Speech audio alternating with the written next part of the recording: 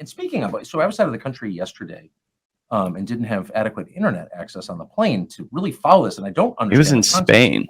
But the internet was dominated yesterday by video of Ben Shapiro, who you work with, I think it's fair to say, attacking you. Here's the video. I just want to get your reaction to it. Yes, the question is about Candace Owens. I think her behavior during this has been disgraceful. Without a doubt.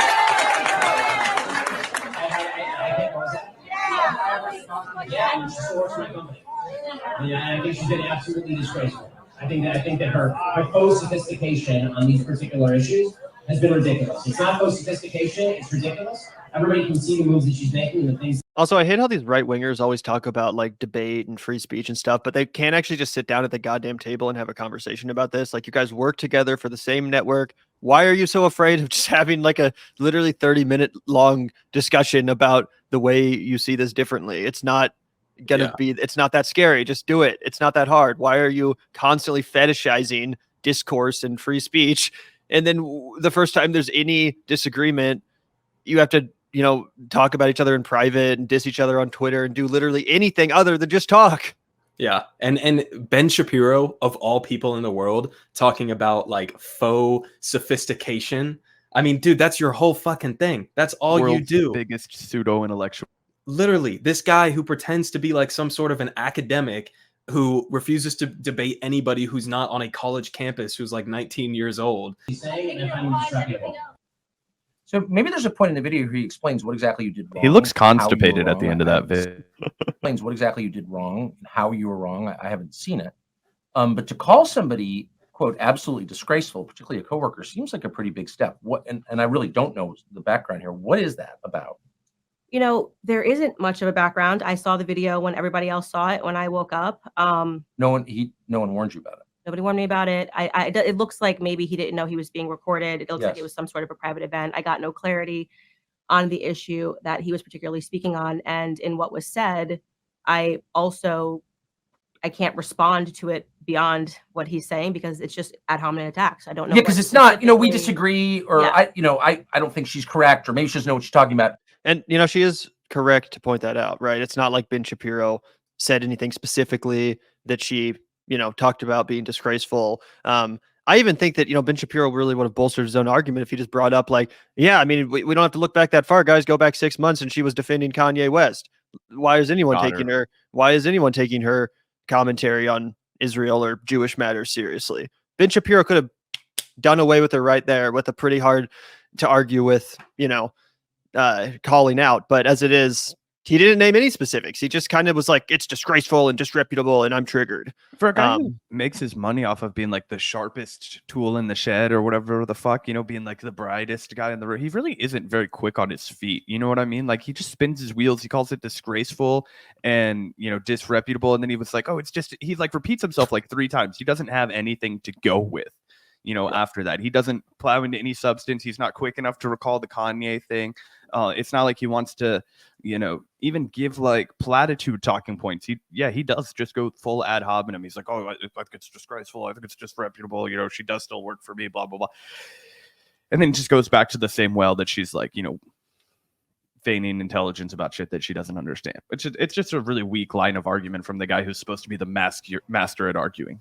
Yeah, I mean, this is the same guy who years ago said that like all Arabs want to do is bomb shit and live in sewage. So, I wouldn't be expecting too much of like an intellectual argument from him in any context, especially when it comes to Middle Eastern shit. Absolutely disgraceful. Yeah, exactly. And so I can't respond to it on a level of intellect because there's nothing that he has expressed in that, at least in that short clip, that he fundamentally disagrees with in terms of what I said. But I will say that I'm not going to respond with the same ad hominem attacks. Yes. I don't think it helps further discussion. And if that was me that was caught on a video saying that about colleagues that I work with, I would be embarrassed. So I think that the video speaks more to Ben's character than it speaks to mine. Has he texted you to apologize or explain or anything? No, nothing. I haven't heard a single word. It just was sort of something that he said. And you know what? Ben and I have many disagreements, so I don't think that that's particularly something that's interesting. We disagreed on the COVID vaccine. We disagree on Ukraine and Russia. He has taken virtually every stance that has been the opposite of mine on every issue. over the last 5 years. So I don't think that that's On the particularly COVID remarkable. vaccine. Really, I didn't remember that. Yeah, he was pro the COVID vaccine. I was anti the vaccine. You know, we were all idiots for not getting the vaccine. So that's totally fine. I am totally open to people having a difference in opinion. Right. I would hope that amongst colleagues that it would always be a civil disagreement. And I would never in a private event stand on a table and talk badly about Ben. It's I just a would little say- weird. It's a little weird. So he was on the left on those 3 biggest issues of our time, is what you're saying?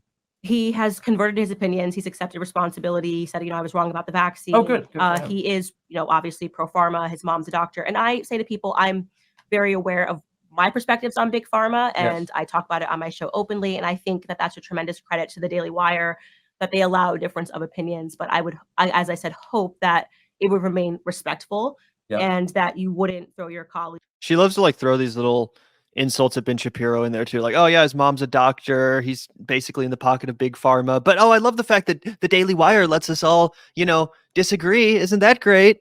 It's so fucking petty. I wonder what Candace Owens' position is on like nationalizing big pharma or like removing the profit incentive from this industry, right? I mean, come on. I mean, literally, what is her point there? He's pro big pharma, not because of his positions on the pharmaceutical industry that like in some way differentiates from her, but he's pro big pharma because his mom is a doctor and he was in favor of elderly people getting the vaccine or something. I mean, what are we talking about? Yeah. here? Dude, a way to accidentally make Ben Shapiro look based on one issue. It's like, well, Right. you know, his mom was a doctor and he took her advice and he told everybody else that they should also listen to their doctor's advice. It's like, wow, that's shady. Like, no, you're there's a actually lot of- crazy for getting your medical advice from a doctor instead of fucking Candace Owens. Like, I is don't it- know about this, bro. But I saw a doctor on Joe Rogan's podcast that it said that there was some questionable research that went into that vaccine, bro. You should really take horse medicine instead.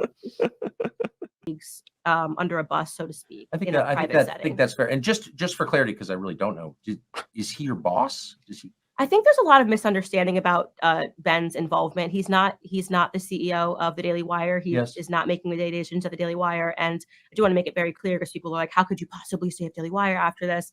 I have a very good relationship with the co-CEOs of the Daily Wire. Especially right now, the acting CEO is Caleb Robinson. He's a wonderful person. He's worked very hard to be where he's at. We have a lot in common that we connect on. And so people don't get to see that, which is unfortunate. You know, Ben lives in Florida. He's not a part of the day-to-day movements of the Daily Wire. You know, the rest of the hosts have their shows situated in Nashville. So we see each other every day. We talk. There's great camaraderie. And there's actually more agreement. There's actually a lot of people that are, as I describe myself, just pro-America first. And I think So this is a pretty big shout across the bow, I think, at Ben Shapiro. And I didn't know this about the Daily Wire. This is actually kind of fascinating that a lot of it's situated in, I think she said Nashville, Tennessee, where a lot of the hosts, herself included, record from. And she said they all get along. It's kind of like this little like-minded community. Everyone's chill. But then Ben Shapiro's over on his own little island in Florida doing his thing. So he's a little bit removed from the actual, you know, main Daily Wire crew, which exists in Tennessee. And that is interesting because I kind of figured that, like, you know, Ben Shapiro probably had more power than Candace Owens at the Daily Wire. And probably he does technically, like when it comes down to what his actual position is. But I think she's almost kind of referencing there that she's like, yeah, you might technically have more power than me, but I have the whole Daily Wire crew on my side. They live with me. They agree with me. We're all chilling down here. And you're this fucking asshole that lives in Florida that we all hate secretly. Is that not what she's like obviously implying? I mean, I think it definitely is. Like, you're going to have a mutiny on your hands if you fucking mess with me. You know what I mean? It's like, don't you think that you can't root me out because I got a bunch of people that are going to have my back. They don't like you. You're on the outs on this one. You think that you have the mainstream position? I'm on Tucker Carlson right now. I'm the one that sees your hosts every day. This is my building in Nashville. What are you going to do without me? You're going to get fucked without me. So why don't you just bury the hatchet and move on? And we can say, oh, I'm really happy that the Daily Wire allows us to have our disagreements. And then you just shut the fuck up and you stop talking about me. And I'll stop talking. I'll take my foot off the gas a little bit. And I'll say, yeah, I guess Ben got out of line that one time. But, I forgive him, and that's how we'll deal with that. I think that she is. I think she's giving him the update. What's your analysis, Mac? I know we got to get you out of here. You're a busy man, but you've got good politics, and we love having you on the show with us. Yeah, no, I think she's definitely she's trying to solidify her power in this dynamic for sure. And I think if you guys keep playing it, I'm gonna head out here in a second, but I think if you guys keep playing it, she does give a shout out to Femme Shapiro, the girl version of Ben Shapiro working at the Daily Wire. So she gives a little shout out there. So I don't know, I think there's no relation between the Femme Shapiro and Ben Shapiro, but I think, personally they look identical to each other. do. So they may be secret siblings or something like that. And maybe Candace Owens can like peel her off from the network and go break away or something like that. But yeah, anyways, guys, I got to head out right now, but appreciate you guys having me on, and good luck roasting the rest of this segment here. Peace, man. Have a good one. All right, y'all. Yeah, we appreciate you stopping by, Mac. Oh yeah, Well- let's keep getting into the muck. Yeah, dude, this is so fucking dramatic. I love this shit. Candace Owens is really on her like mobster shit right now.